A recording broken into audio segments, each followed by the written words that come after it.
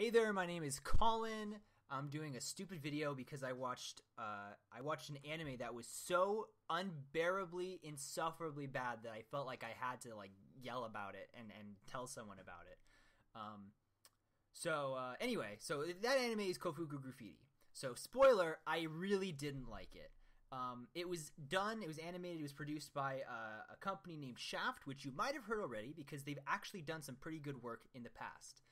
They did they're mainly known for their Monogatari series and their Sayonara Zetsubou Sensei, which were both adaptations, I believe. They were both really great shows, and they both were very well done. But for some reason, their latest work, Koufuku Graffiti, is the biggest piece of shit I've ever seen in my life. And let's talk about it, yeah? So the intro starts off on a fairly generic note with its almost 2 minutes long opening, which consists of generic pop songs, main and secondary characters falling, running, laughing, making faces, doing other bullshit to distract from the complete lack of content. Typically, I don't really care about intros because, you watch it kind of haphazardly once and then you just skip it every other time. But I'm kind of done with just the generic bullshit. Is it really that difficult? You make one or two intros for the entire duration of a show. Is it really that hard one time to just make something interesting or something artistic or something, anything. Just that is not absolute generic trash. Whatever. Continuing on.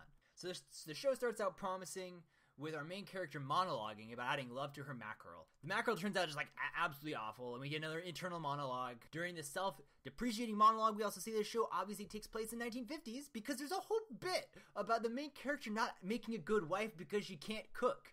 Good on you, Koufuku Graffiti, for making such an accurate period piece and exposing the blatant sexism and gender roles in 1950s society. So fucking brave. After this, we get introduced to our first secondary character, Akira. No, not that Akira. This sets up our first plot device as she informs Ryo that her cousin needs a place to stay while going to weekend cram school. At this point, I felt like there were numerous times I was supposed to laugh at the dialogue, but I literally could not.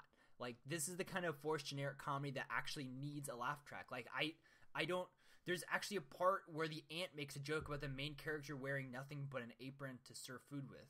Remember, folks, we're referring to an 8th grade girl here. We're making sexually charged jokes about a 14-year-old. Shortly after, we're introduced to our main secondary character, Kirin, who's your generic small lolly tsundere character. I'm honestly surprised with the number of tropes thrown in here and why Kirin doesn't have a fucking fang overbite or hair in the shape of cat ears. So they go back to the apartment. They scarf down some food. She decides to insist that Ryo, the one who cooked the meal, needs to taste how good the food is that she cooked.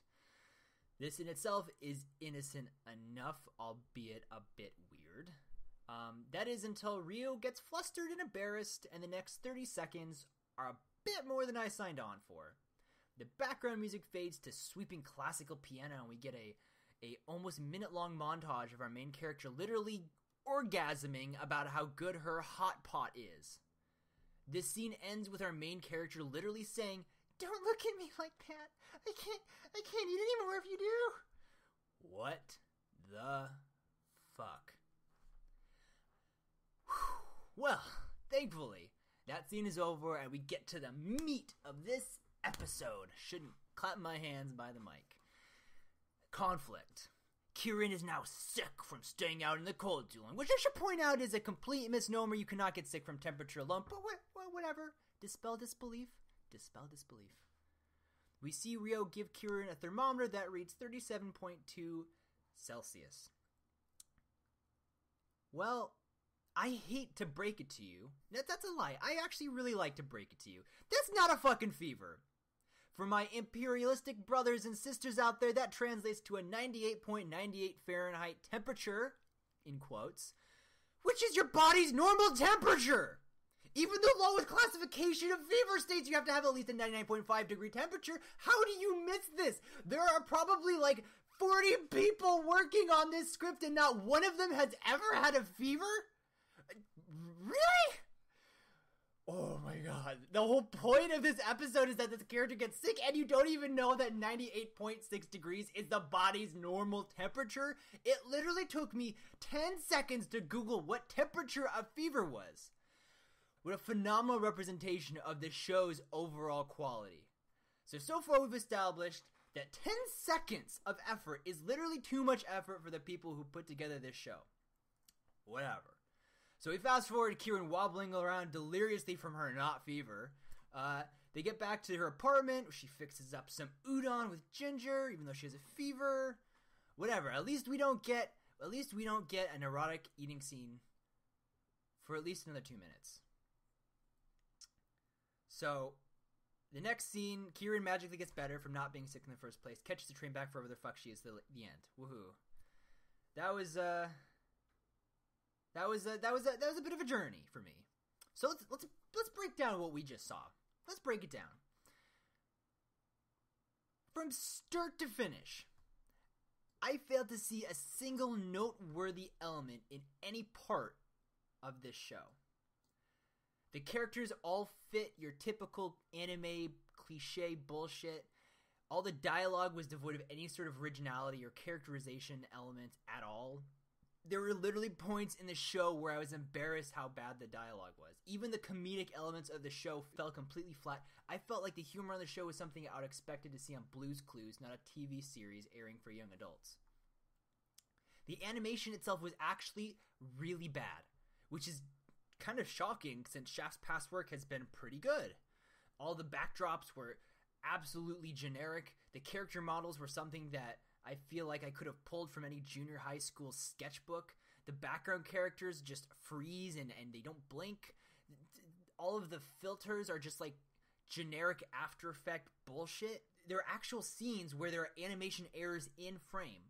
I'm honestly interested how the finished product was so bad, considering there are only like 3 locations this episode takes place in. The plot itself is so generic and laughably uninteresting that I had a hard time not alt-tabbing every 20 seconds. Yes, I understand what genre this is. This is a slice of life comedy.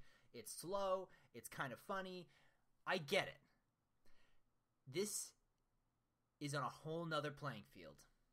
If I had to describe this show in a paragraph to someone who is eager to pick up a new series and get invested in a new fandom, it would be as follows. This is nothing but a masturbatory cash grab from Shaft trying to capture the not quite a pedophile otaku demographic. The entire show is literally nothing but pandering to a community of adult man-babies. The animation is shit, the soundtrack is shit, the plot is shit, and the overall impression I came away with was just, why was this made? Who is this supposed to be for?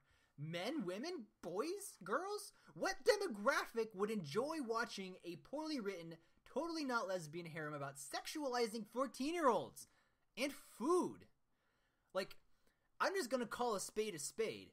If you enjoy a TV series about sexualizing young girls, there may be something that you need to bring up with your therapist. That's all I'm saying. If you enjoyed this, feel free to let me know. I have a Tumblr in the description.